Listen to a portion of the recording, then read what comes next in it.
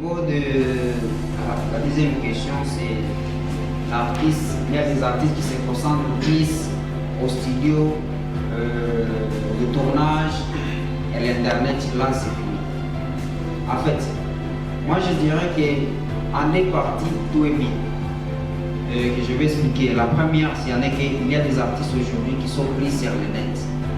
Et que tu trouves qu'un artiste qui aujourd'hui, je veux voir, il a 10 000 semaines, il a 100 000, il a autant, mais tu ne l'as jamais vu même sur scène. Ces artistes-là gagnent bien sûr. Je sais qu'ils gagnent de l'argent. Et que donc là-bas, il s'est dit que bon, moi je n'ai pas une des auditoires, disons, je n'ai pas de fans. Par exemple, j'ai des fans qui peuvent éparpiller dans le monde. C'est comme les artistes là que je vous ai dit au début, même ici.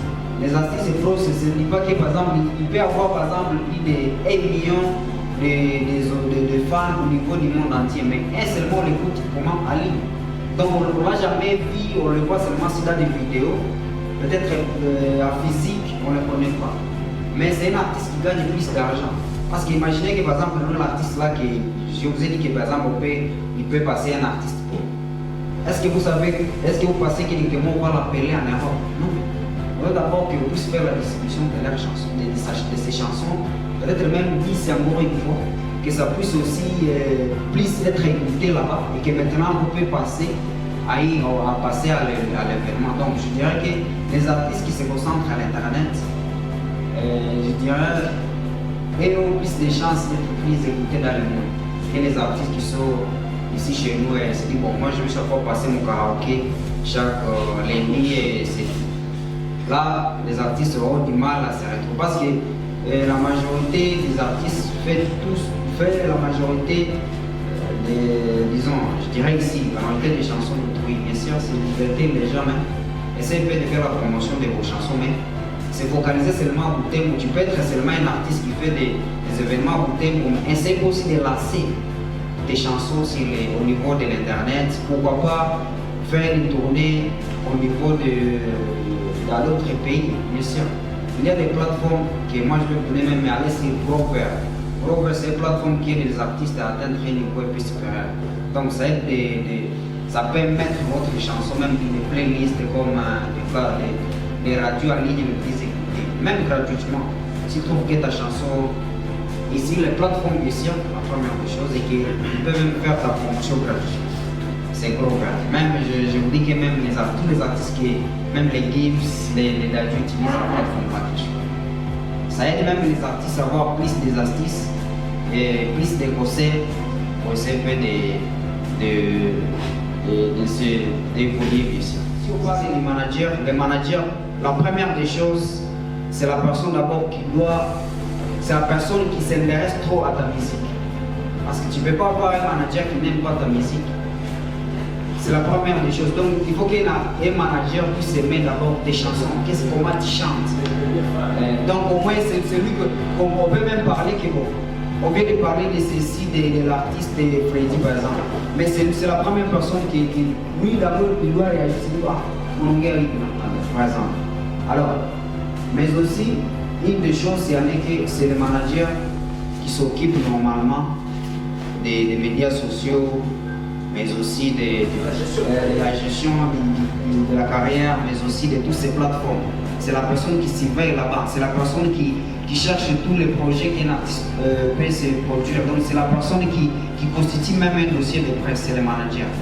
C'est lui qui constitue tout ce qu'un artiste doit savoir sur donc tout ce que l'artiste doit avoir comme élément. Parce que c'est le manager, c'est lui qui se dit bon, moi je dois marcher aujourd'hui, je dois aller voir le producteur pour essayer de se produire. Donc c'est lui qui négocie tous les éléments, même une de ces publicités que vous pouvez faire, mais normalement c'est un manager qui peut aider à la réalisation de ces éléments. Malheureusement ici à Butembo, nous avons un problème.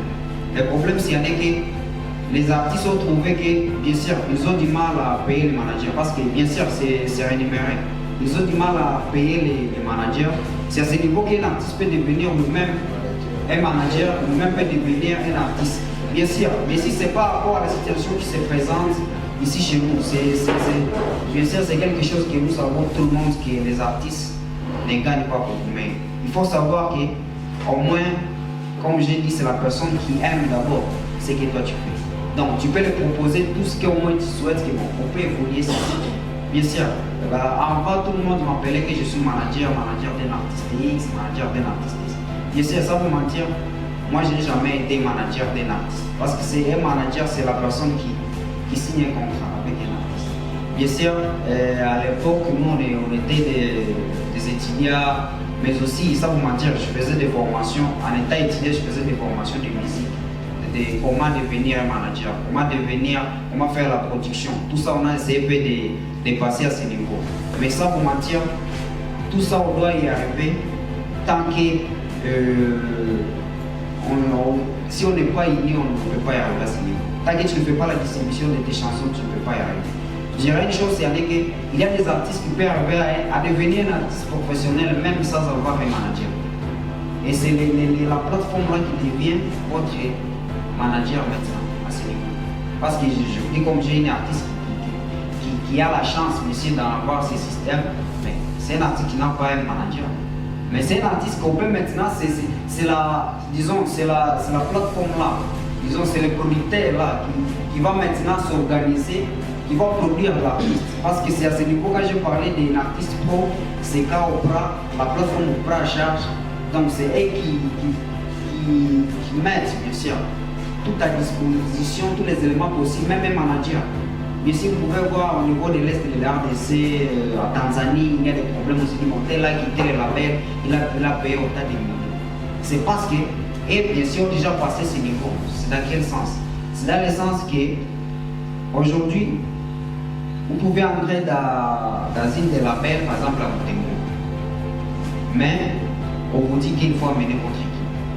Donc, tu es un artiste, mais accompagné avec votre équipe. Donc, j'entre dans le label, par exemple, disons, si on a un label FM Distribution, tu veux entrer dans le label FM Distribution, mais on va te demander votre équipe, où est votre manager, où est votre chargé de communication. Donc, tous ces éléments-là, bien sûr, c'est pas encore ici, mais ça viendra avec l'État.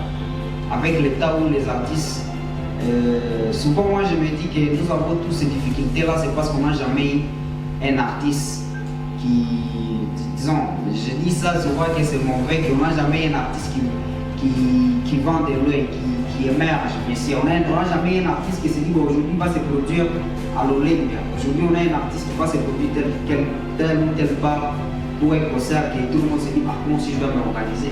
C'est parce que tout le monde se voit, même on se dit bon, même les gens avec qui on se dit bon, ce sont nos aînés, où sont-ils? Donc tout ça on se demande, on se dit bon, quand même, mais ça ne peut pas décourager des artistes, que ça puisse les aider à évoluer, à avoir une équipe. L'équipe, c'est quoi? Même des journalistes. Même, je vois Goma, par exemple, aujourd'hui, je travaille avec plus les artistes de Goma. Les artistes de Goma, la majorité, ça vous mentir. Leurs managers, ce sont des designers. Je vous dis la vérité. La majorité des artistes de Goma, la majorité, il y a des designers, il y a des journalistes, il y a des animateurs. C'est les managers. Aujourd'hui. Mais ça ne dit pas qu'on n'a pas seulement trois chroniqueurs à côté. Il va manager seulement 3 artistes. On a plusieurs chroniqueurs à côté. Et chroniqueurs peuvent manager même des artistes qui s'attendent, bien sûr. Par exemple, vous avez un artiste comme Alec Ambale. Je sais qu'avec Bien Forever, va savoir aujourd'hui.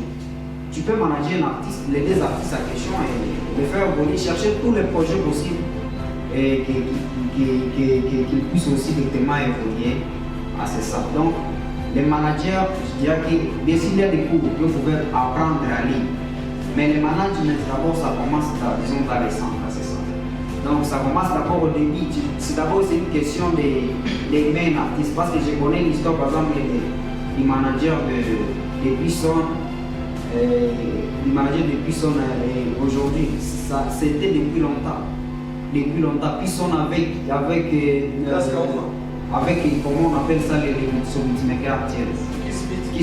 Donc tu peux écouter même, aujourd'hui on se dit bon, l'artiste là aujourd'hui il évolue, mais sans vous mentir, aller sur République Ville, c'est une plateforme de téléchargement. Là tu peux même voir plus de 500 de ces chansons. C'est-à-dire toutes ces chansons là, lui il a déjà chanté. Donc ça ne dit pas que chanter une chanson, tu peux être populaire mais ça ne suffit pas. Mais un jour, tu auras toujours une chance d'être connu, bien sûr.